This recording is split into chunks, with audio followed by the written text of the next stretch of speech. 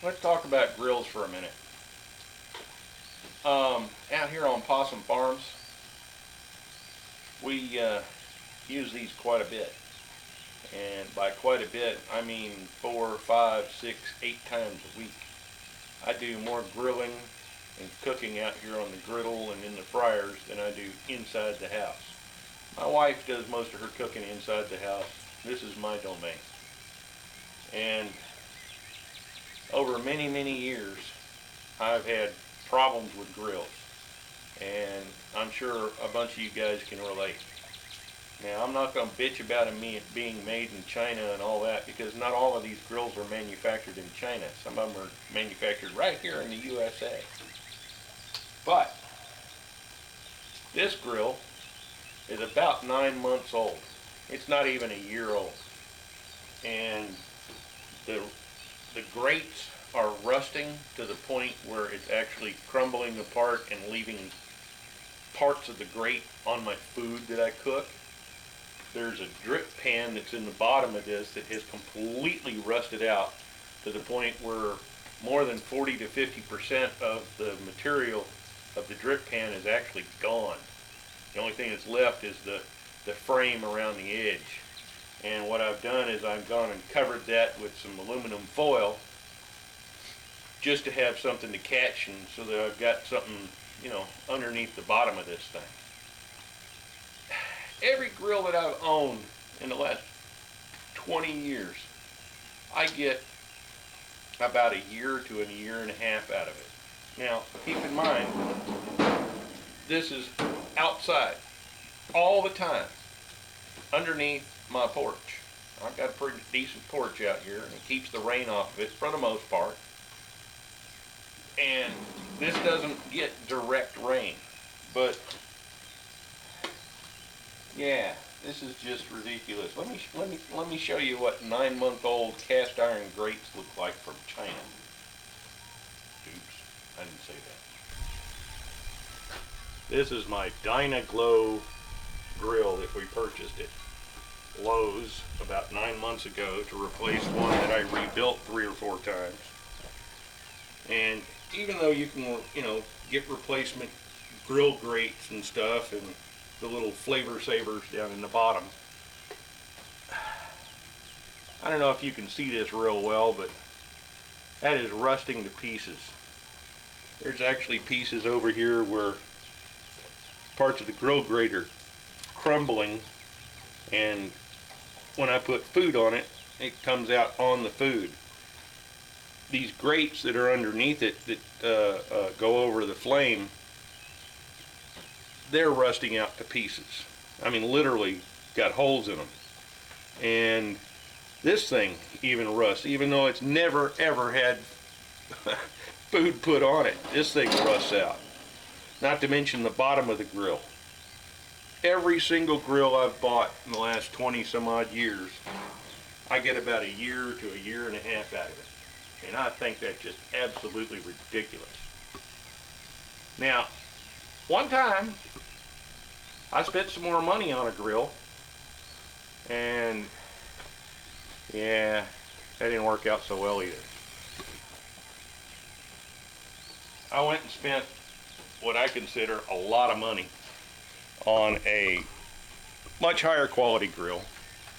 It was a nicer grill. Instead of this stamped steel thing that they got, I went and bought one that had an all aluminum clamshell on the outside. And I will admit, that clamshell worked out rather well. The aluminum clamshell lasted a long time. It allowed me to rebuild the insides 4 times before all of the hardware got to the point where you could no longer take it apart to rebuild it. Although the clamshell was still in perfect working order. Big old aluminum cast shell, and it worked great, and it got really hot. I mean, really, really hot.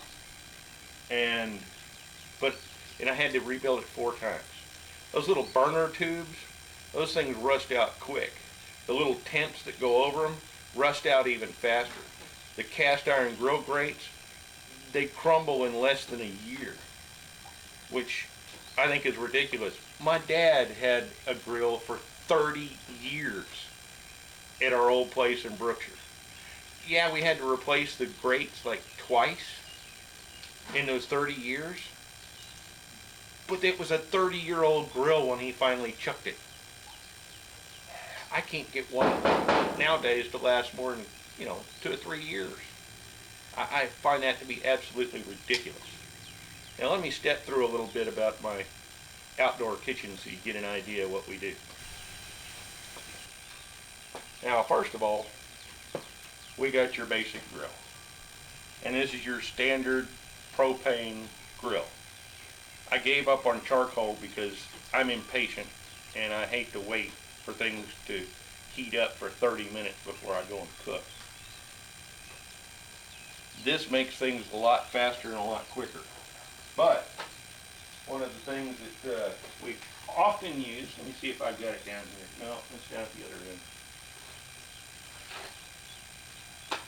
We'll find it.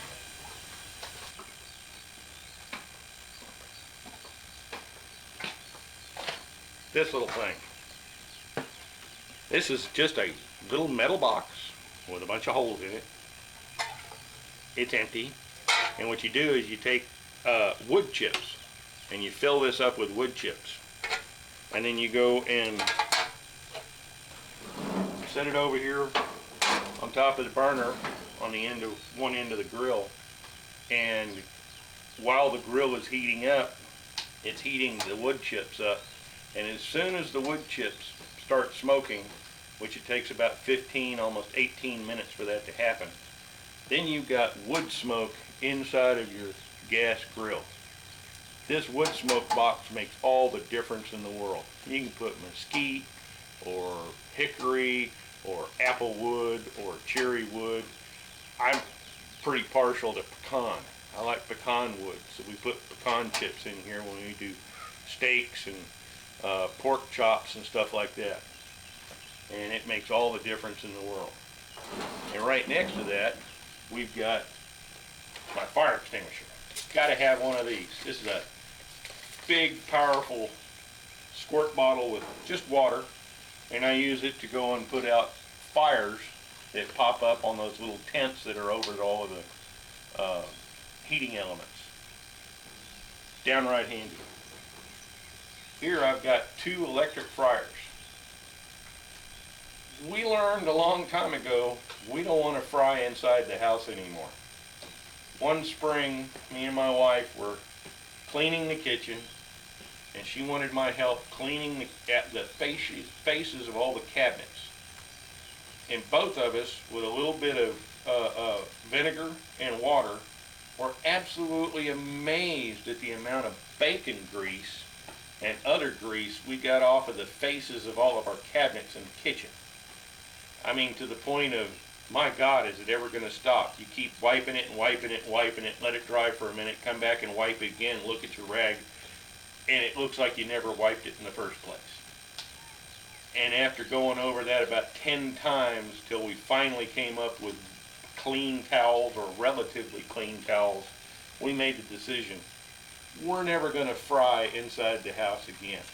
So when it comes to doing bacon, we do bacon in the oven from now on. We will never fry bacon inside the house unless it's in the oven.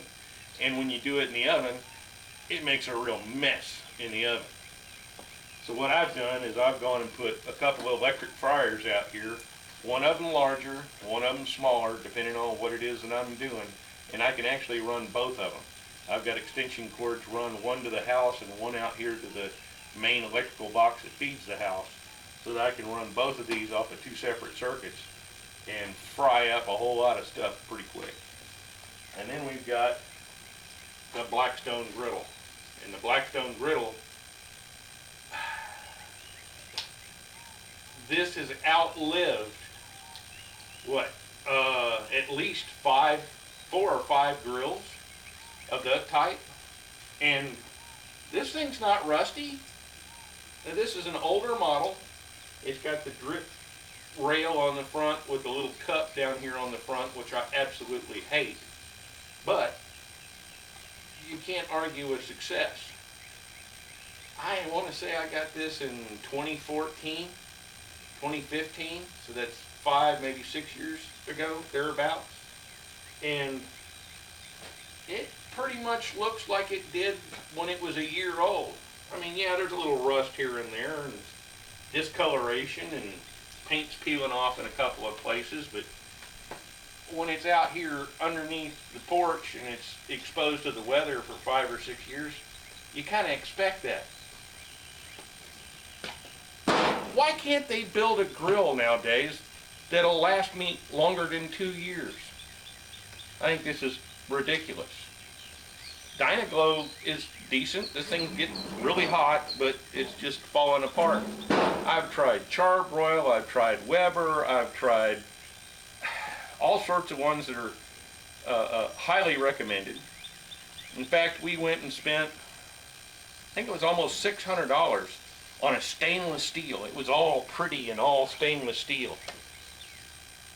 The internal grates and stuff and the tents and even the burners didn't even last a year.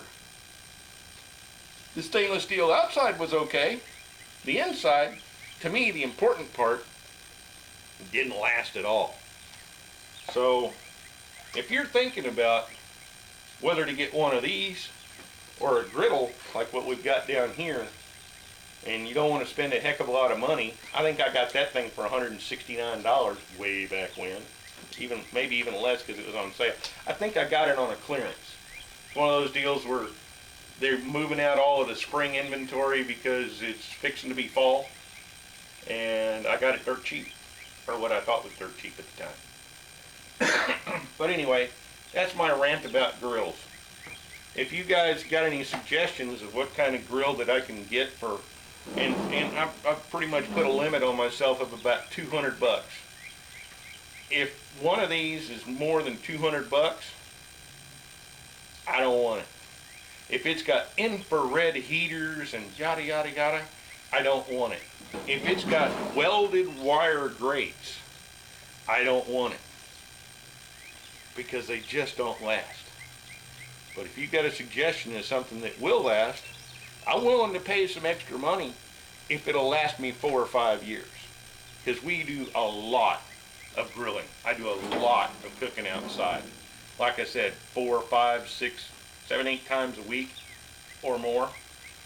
Breakfast, lunch, dinner. I do a lot of cooking outside. Anyway, thanks for listening to me rant. Come back and check us out again, and come back and see us.